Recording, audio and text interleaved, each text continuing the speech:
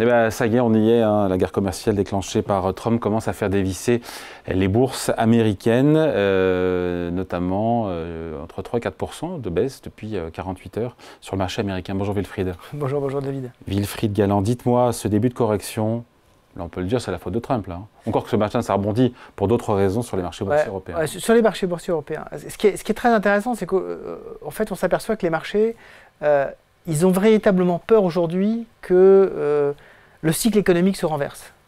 C'est-à-dire qu'on ait un effet récessif très puissant des politiques mises en place par Donald Trump, double effet récessif, c'est-à-dire à la fois les droits de douane, on parle beaucoup des effets inflationnistes, mais c'est essentiellement une taxe qui va peser sur l'économie américaine, donc premier effet récessif. Deuxième effet récessif, vous coupez à la tronçonneuse les dépenses publiques. Quand vous coupez des dépenses publiques en enlevant des fonctionnaires du jour au lendemain, effectivement, ça fait clairement de l'emploi en moins, ça fait de la consommation en moins. Et ce double effet récessif, il n'était pas du tout anticipé par les marchés. Et il commence à se voir dans un certain nombre d'indicateurs, que ce soit des indicateurs sur les entreprises ou sur les ménages. Quand on regarde les indicateurs sur les directeurs d'achat, que ce soit l'enquête ISM, l'enquête PMI, il y a beaucoup d'enquêtes qui tournent effectivement aux États-Unis. Tout est en train de baisser de façon très forte, que ce soit dans le secteur manufacturier ou dans le secteur des services. Et même du point de vue de la fameuse consommation américaine, c'est 70% de la croissance américaine, l'équivalent de la Chine, on a beaucoup donné cette référence-là. Eh bien, quand on étudie, par exemple, l'Université du Michigan, qui fait des études mensuelles, le Conference Board, tous nous disent le moral du consommateur est en train de baisser, parfois très fortement sur ce qui est l'anticipation des conditions économiques, et en particulier, et ça c'est quelque chose qui inquiète beaucoup les investisseurs, sur la partie emploi, la facilité à trouver un emploi, la facilité à avoir des augmentations de salaire. Or c'est véritablement ça qui a soutenu la croissance américaine. Donc un double effet récessif, et effectivement les marchés n'aiment pas ça du tout. Ouais, alors que les marchés surtout avaient salué en son temps, au moment de son élection, le caractère, le profil pro-business de Trump, qui devait prolonger le cycle de croissance américain. Là, on n'y est pas. Là. En fait, on en avait parlé, David. Il y avait le Trump-Janus, c'est-à-dire la double face.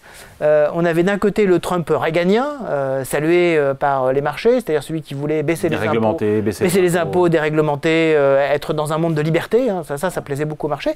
Et puis, on avait un autre qui était beaucoup moins sympathique, mais qu'on considérait comme étant finalement une posture, c'est le Trump que j'ai appelé quelque part entre Jackson et Coolidge, qui en fait nous dit je vais utiliser la puissance américaine à la seule fin de la prospérité de mon peuple et je n'ai absolument rien à faire des différentes alliances ou principes éthiques, c'est pas mon problème, ça c'est Andrew Jackson. Et puis Calvin Coolidge, c'est je vais monter les taux de douane, les droits de douane pour protéger mon tissu productif et ça va me permettre de baisser les impôts. Et effectivement, tout le monde disait non mais Trump, c'est un négociateur, c'est sa posture de départ, et en fait, ça va lui permettre d'obtenir des importations de soja, de GNL, quelques éléments un petit peu clinquants, et ça va très bien se passer. En fait, c'est pas du tout ça qui se passe. Il met en place véritablement son programme, il met en place des droits de douane très importants. On est en train d'avoir en plus cette fameuse escalade commerciale, on voit entre le Canada, le Mexique, on a effectivement cette espèce d'enchaînement qui est en train de se... Il y a des ripostes de la part de Mexico, Ottawa, la Chine.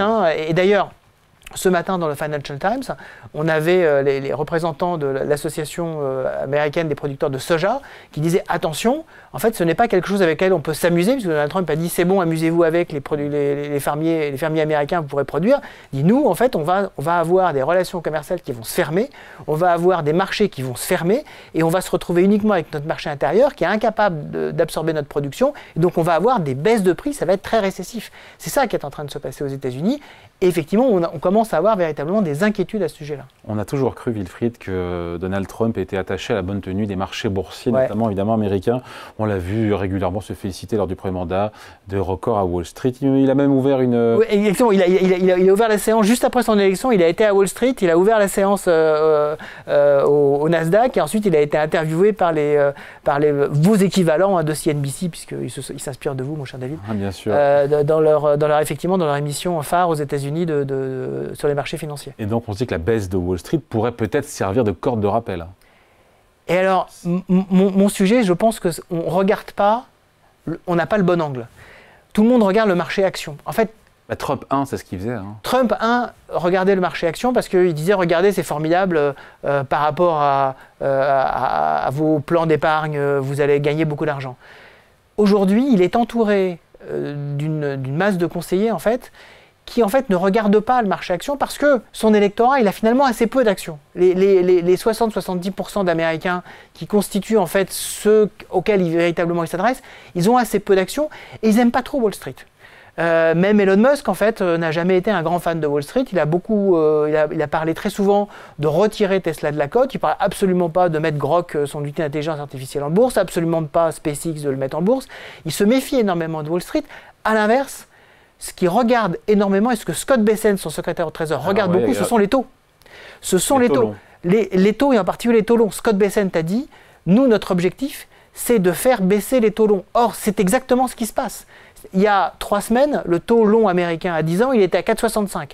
Ce matin, il est à 4,15. On a perdu 50 points de base, 1,5%. Donc mission accomplie. Donc pour l'instant, pour lui, tout va bien. Pourquoi c'est important pour sa base électorale d'avoir... C'est important pour sa base électorale. L'endettement. Évidemment, l'endettement. En fait, ils n'ont pas d'actions, mais en revanche, tout le monde a des emprunts. Et des crédits. Tout le monde a des crédits. Et ça, effectivement, c'est très important. Il ne faut pas qu'on ait une envolée du dollar. Ça, il n'aimerait pas ça du tout, parce qu'il considère que le dollar est trop haut.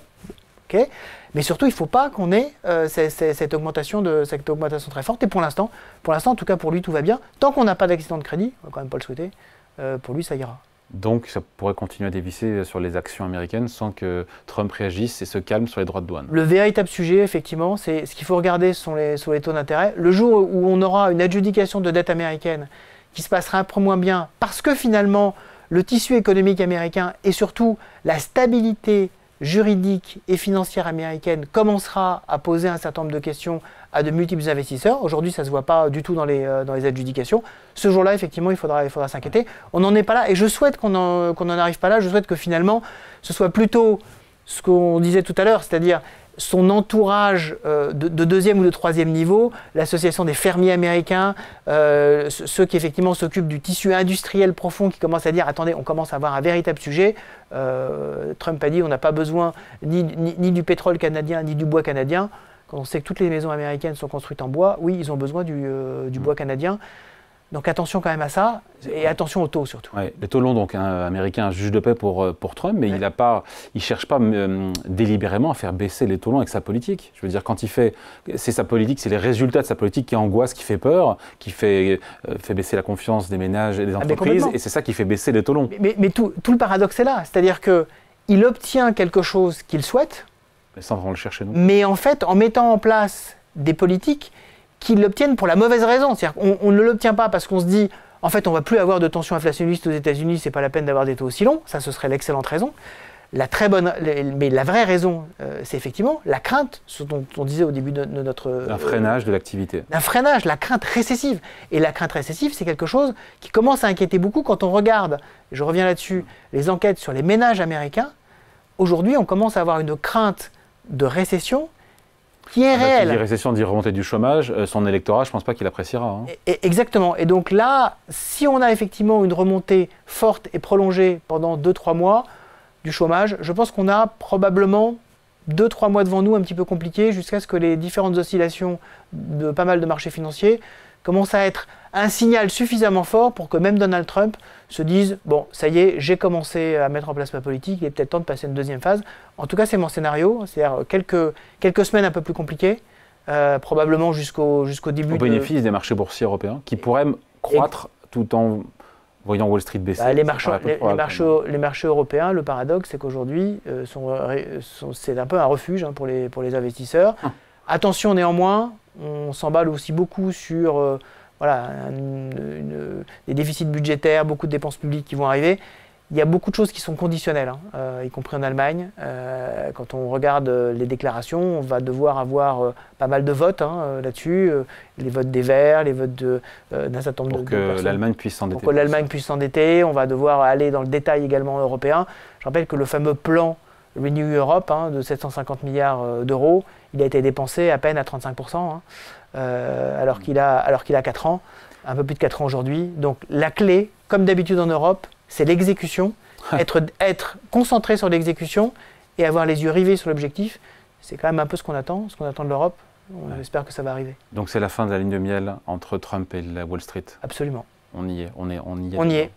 Bon, super. Merci en tout cas. Explication signée. Enfin, c'est super. En tout cas, c'est très bien expliqué. Wilfried Galland, donc directeur stratégiste chez Montpensier Arbevel. Merci. Merci beaucoup.